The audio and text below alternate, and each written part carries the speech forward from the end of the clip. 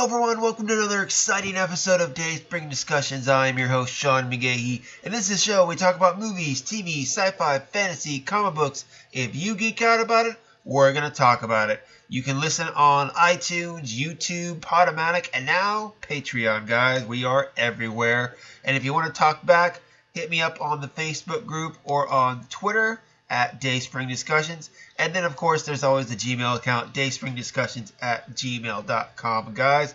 Well, it is an early Tuesday morning here in Austin, Texas. Yesterday kind of sucked. Let's be honest. I commented a little bit about events that happened yesterday, especially those in Las Vegas. And as more news has gotten out, the worse it seems. And, of course, the big discussions are coming out. I'm sure the news will be talking about this for days, if not weeks.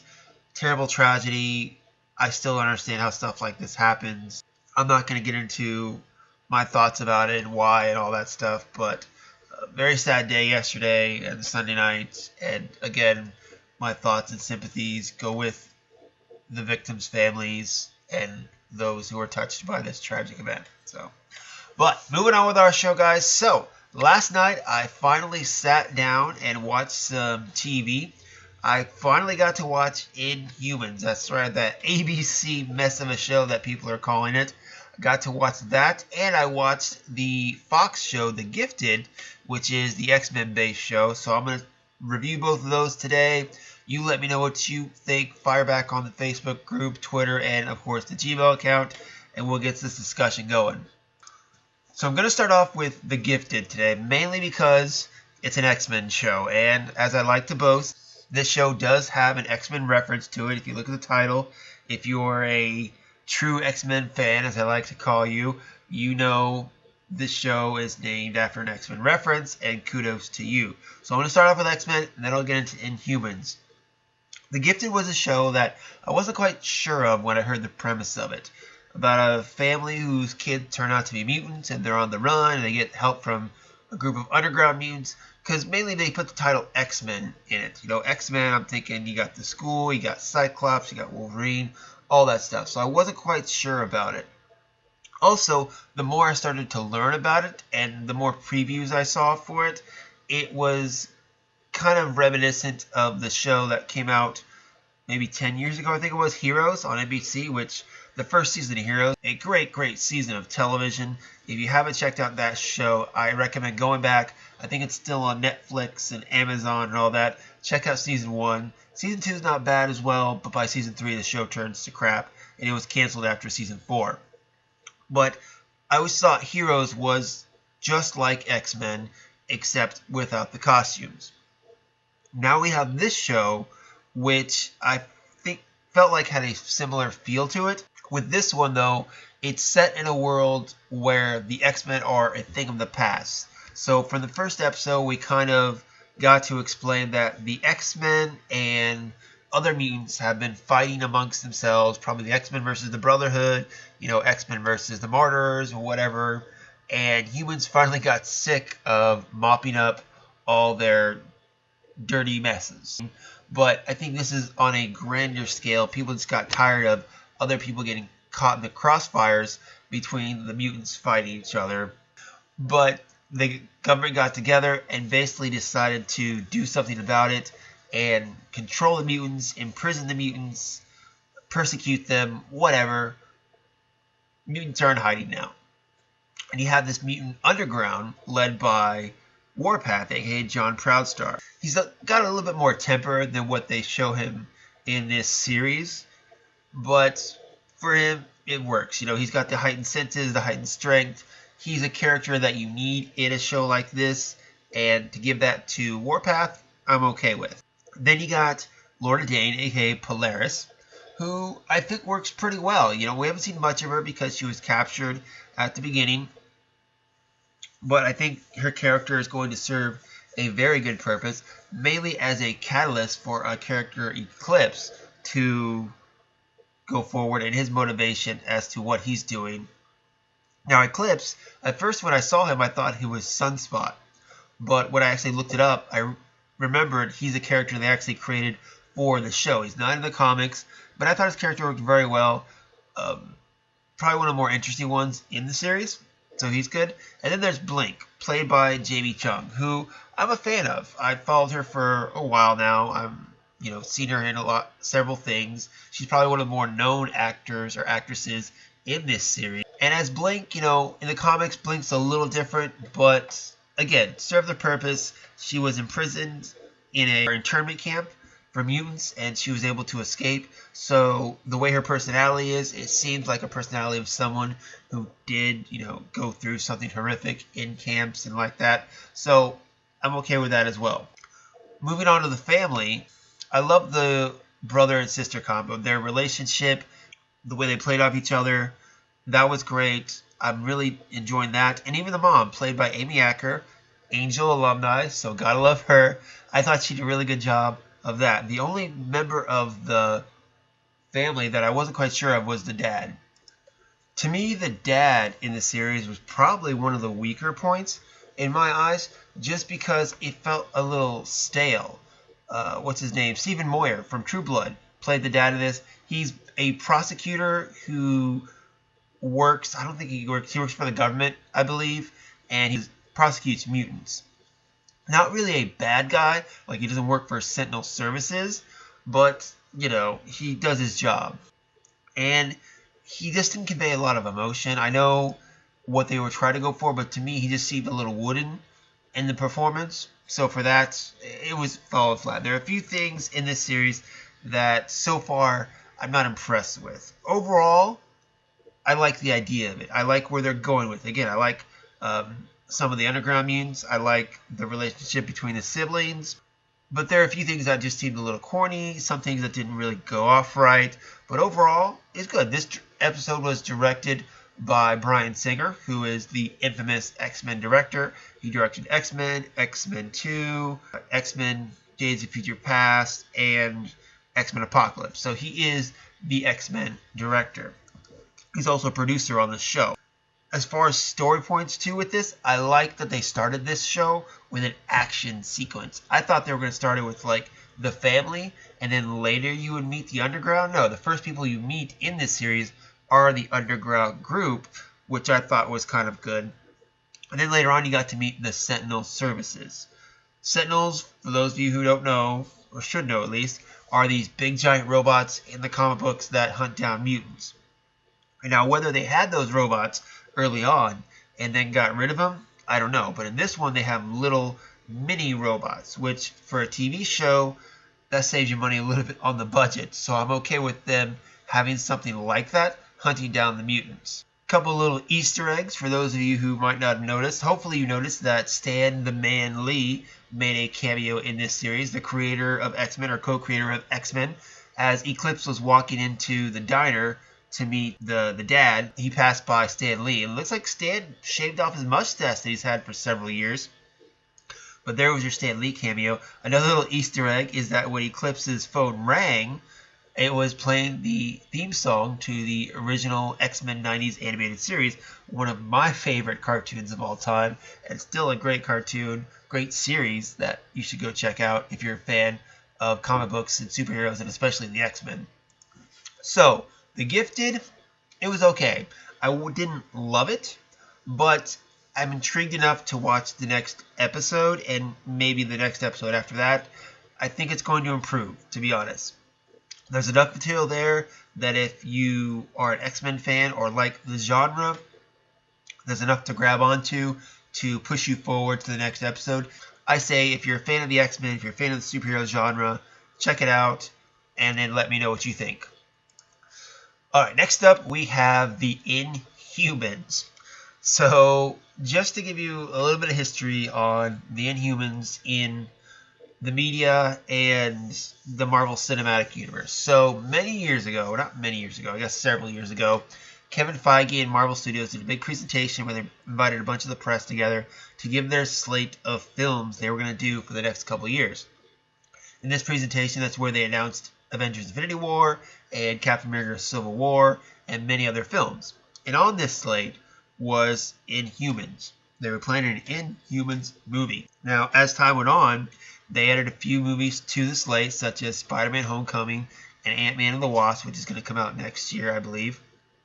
but they also took off Inhumans. That's the only movie, I think, in Marvel Studios history they've announced and then canceled. So, not pretty bad compared to some other studios we know. Some people say it might have to do with the fact that Inhumans was being used in the television series Agents of S.H.I.E.L.D. Not the royal family, but the idea of Inhumans was being used, I think it was season 2 when they started that off. I'm not sure, I don't watch Agents of S.H.I.E.L.D., but Inhumans were using that.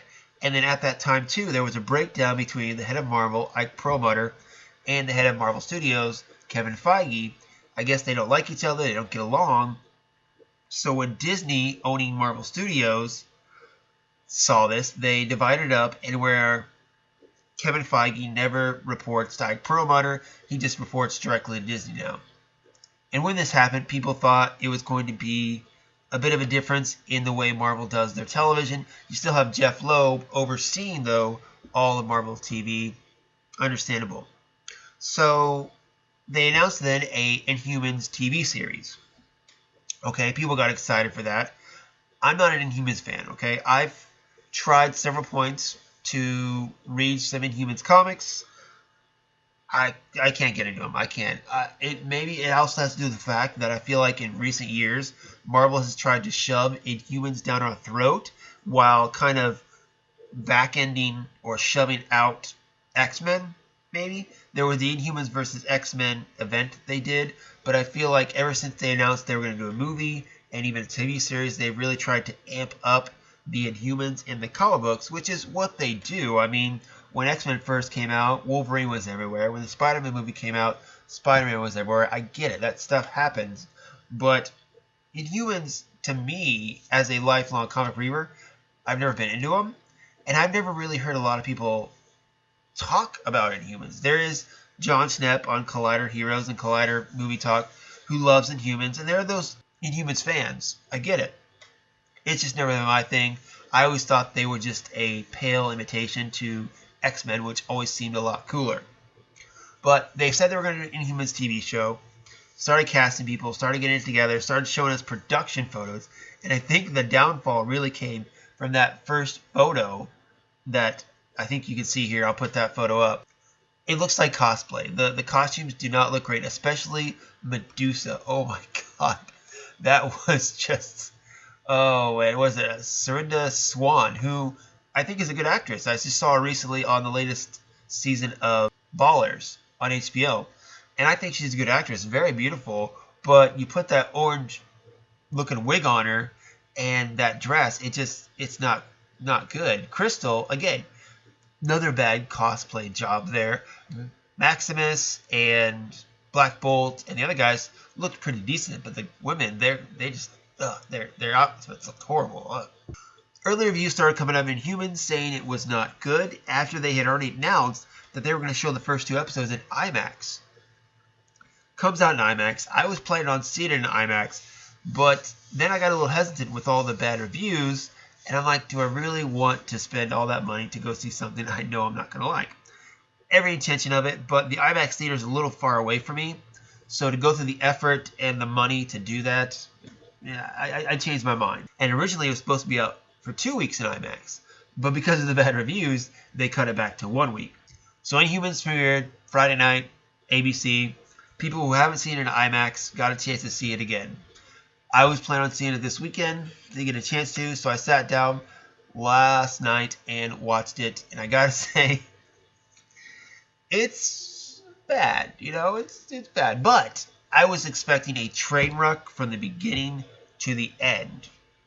And there were some moments in the series that I enjoyed. The guy who played Ramsay on Game of Thrones was the main villain in this, Maximus, and he did a decent job. I mean, I'm not surprised. Someone who can play a really hated character on Game of Thrones, he's got some acting chops, so he can do something with it. The royal family, the main characters in this show, I thought were all pretty decent, minus Crystal. The actress who played her, it could be the fact that I don't think she got as much time as the rest of them too, especially to flesh out her character, but the scenes she did have, the lines she did have, just came off corny and bad and did not work. Now the series itself, I will admit, I got a confession to make. I know the first 2 episodes came out. in IMAX and on Friday. I only watched the first one. I did not watch the second episode. I'm still debating if I actually want to go back and watch the second episode of the series. As of right now, it doesn't look likely. One of the things that turned me off in the episode was all the exposition. There was a scene where they were taking two civilians and using the crystallized Terrigen Mist to bring out their power. And in doing so, the royal family is there, and they're basically explaining to the audience what's happening. And there are several points in this episode where that happens, and it just seems so unnatural and so out of place. It was just not good at all. Then you had, of course, like I said, Medusa's hair, which just looked fake every time I saw it. It just looked like a really bad wig. Could not get over that. And you had, again, like I said, the occasional bad acting. For the most part, I was trying to buy into this. I was going through the episode, and I was like, okay, I can see why people didn't like this, but overall, it's not as bad as people think it is. Then we get to the end of the episode, and Maximus captures Medusa and takes out a pair of buzz clippers and begins to cut her hair in a slow motion scene where it looks like Medusa's being tortured, but really she's just getting a haircut. And I kid you not, I started laughing out loud. I was like, oh my god, this is like something I would see on a parody movie comedy like, I don't know, freaking Balls of Fury or The Naked Gun or something like that. A comedy, not something that's supposed to be taken seriously. The way they shot it, the way they did it. Her hair is alive. Okay, she can control her hair, and they're sitting there holding her arms. Couldn't her hair just like move and kick some more ass like it did 2 minutes ago? It was a and that was the point they lost me, guys. That was the point that it lost me in that scene, because I was laughing out loud because the scene was just so ridiculous. The way it was happening, the way they decided to go about it, the way they shot it, it was just ridiculous. And that's when I decided not to watch the second episode and go straight to watching The Gifted. It was a show that I think, again, has potential. And a lot of it has to do with the fact that I think it looked cheap. That versus The Gifted, you can tell that there were a lot of things in The Gifted that required some money. The special effects, the power, stuff like that.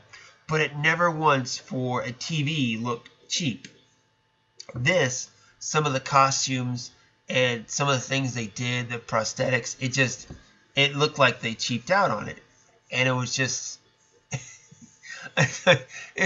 I'm still thinking about the haircutting scene, guys. It was just... They didn't put the time and effort into this show that they should have to make it watchable. Now, like I said, I'm a guy that doesn't like the Inhumans. So, while I want everything in comic books and Marvel to succeed, a show like this, I don't want it to go on, okay? You got it. You have the good with the bad. But I think in the comic book and superhero genre, the way it's panned out the last couple of years, we know we can make good comic book material. Just look at the movies like Logan that came out this year is great. Preacher, even Arrow has come back and gotten better. We've proven that comic book and superhero material, if taken seriously, if done right, can be good. And I think the Inhumans, while I'm indifferent to it, I think can be done right. But this was not the way to do it. Disappointed? Not really, because like I said, I don't care about the Inhumans. What I am curious about is the people who like the series, because I think there has to be somebody out there who was willing to watch episode 3 or is willing to watch episode 3. Because when I watched it, granted, I had very, very low expectations from what everyone was telling me, but there were redeeming qualities to it. Unfortunately, the bad just weighed out the good way too much. But I think there are some good things to it, and I'm curious if there's anybody out there who actually liked it and is willing to defend the series. Alright guys, well that is it for me today. Let me know what you think. Do you like The Gifted? Did you like Inhumans or did you hate Inhumans? Let me know. I really want to get a discussion started on Inhuman. I've heard people talk about it, but I haven't really talked with people about it. I have one coworker who watched it. Now that I've watched it, I can go talk about him, but I want to talk about more with you guys as well. Hit me up on the Facebook group, dayspringdiscussions@gmail.com, and of course, Twitter. You can find me on Instagram and Twitter under Slim, SLYM, Dayspring12. And that's going to be it for me, guys. Tomorrow, I will be back, hopefully, with a new show. It's New Comic Book Day, of course. Wednesday comes out. But I don't read my comics till usually Thursday morning. So maybe Thursday, if there are any good comics, I'll talk about that. Until next time, may the Force be with us all.